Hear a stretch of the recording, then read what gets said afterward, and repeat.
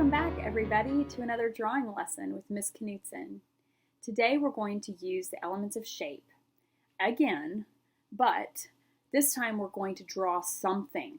We're going to draw birds today. And today we're also going to learn about artists who drew birds in their natural habitat. I'll show you images of different pictures of their work.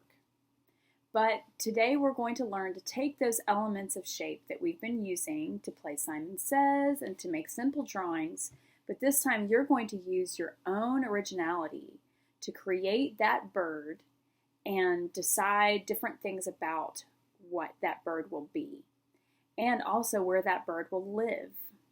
All types of birds live all types of places, and sometimes they'll be in your backyard, sometimes they'll be someplace deep in the jungle. So today we're going to learn those basic concepts of how to draw birds, but then we'll also be able to surround our birds with where they live. Let's talk about John James Audubon. John James Audubon was a very important artist and naturalist. Audubon loved studying birds.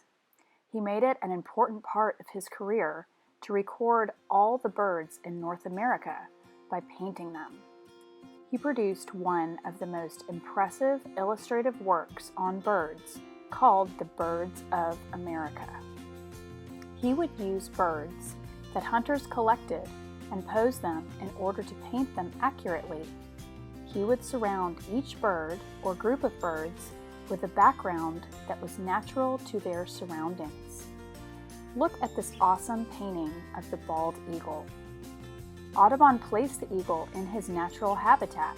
He even placed a fish in his talons. Audubon wanted to tell us about how and what the bald eagle ate with this painting. In this beautiful painting of gray falcons, we see how the birds behave together. Audubon's work was so important because you couldn't take a picture with a camera as easily as you can now. His painting was an important visual aid to help everyone see the beautiful details of these birds and how they would act up close. Audubon discovered at least 25 different species of birds while collecting samples for his book. One amazing thing Audubon did for us is documented birds that are now extinct. The Carolina parakeet was one of the only parrot-like birds that lived in North America. Look at these beautiful birds. I love how Audubon captured these birds grouped together. This must be how they behaved when they were still around. See how many poses he captured in this one painting.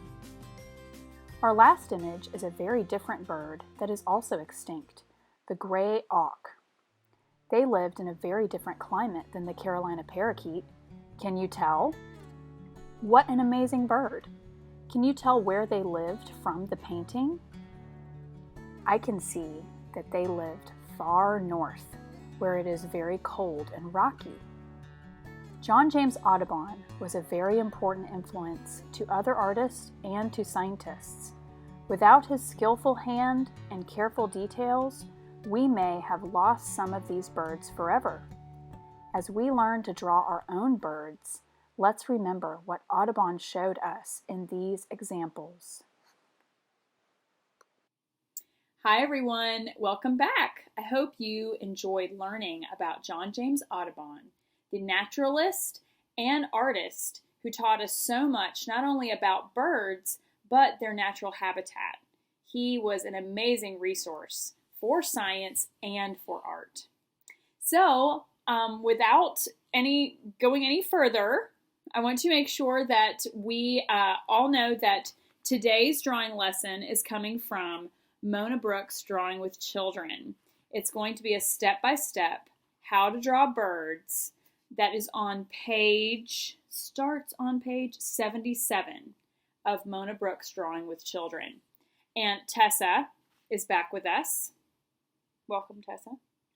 And she's going to draw this step-by-step with you guys, okay?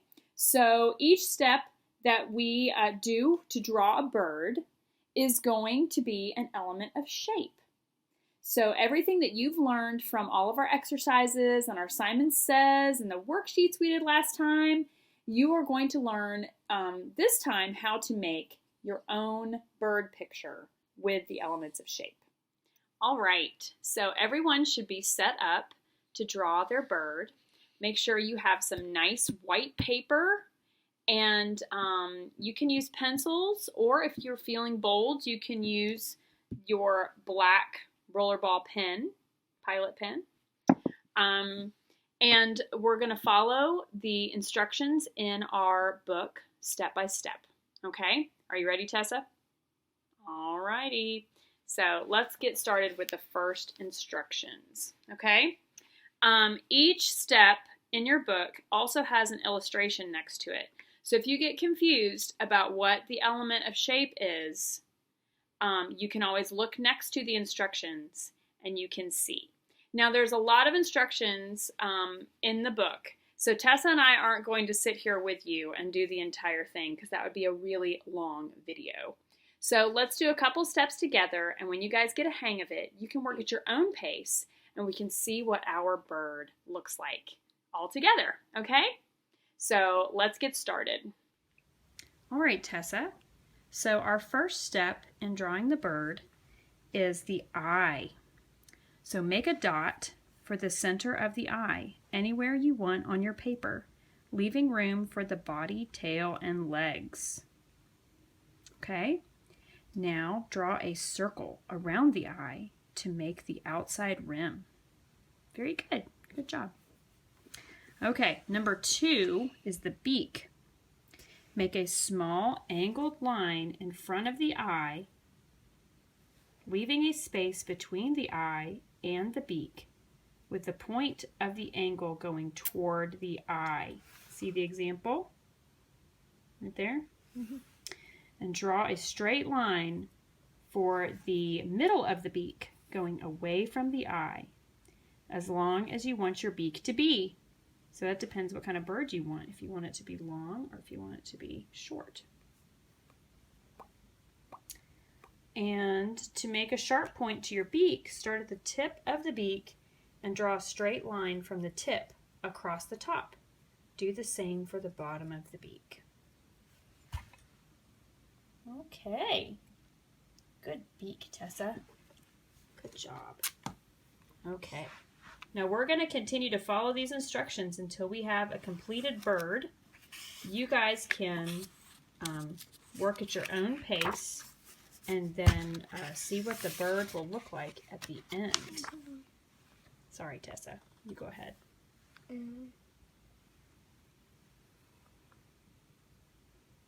Now, parents, you might have to read the directions for your child, or they might be able to read it on their own.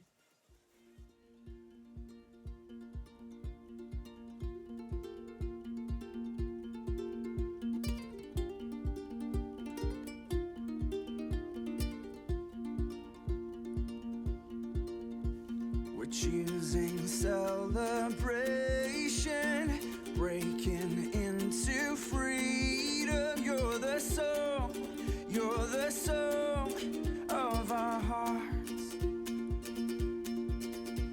We cast aside our shadows, trust you with our sorrows. You're the song of our hearts. We're dancing to the rhythm of your heart. We're rising from the ashes to the stars. You're the joy, joy, joy, light in my soul. The joy, joy, joy, making me whole. Though I'm broken, I am running into your arms. Now here is Tessa's drawing that she finished 2 birds. And she didn't go into too much detail in their surroundings yet, but I know that she would like to finish them some more.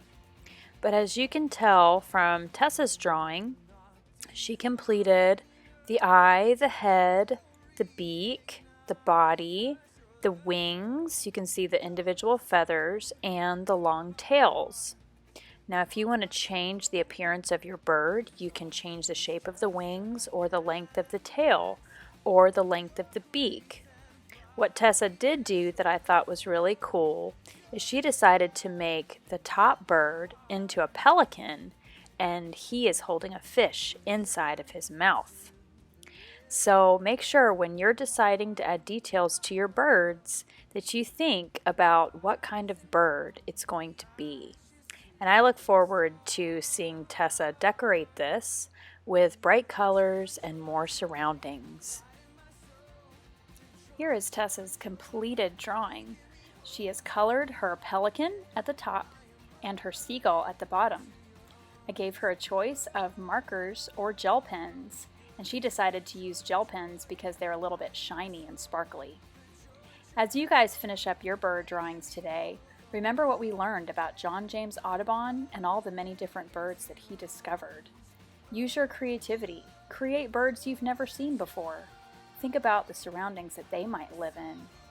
Draw many birds together on your page and celebrate the beauty of the bird and the beauty of the creation they live in.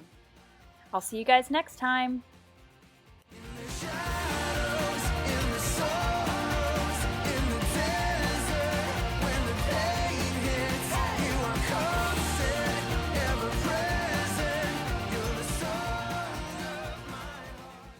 All right, everyone.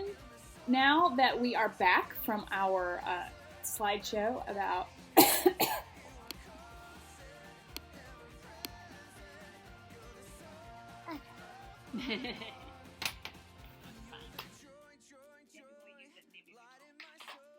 We'll definitely use your picture.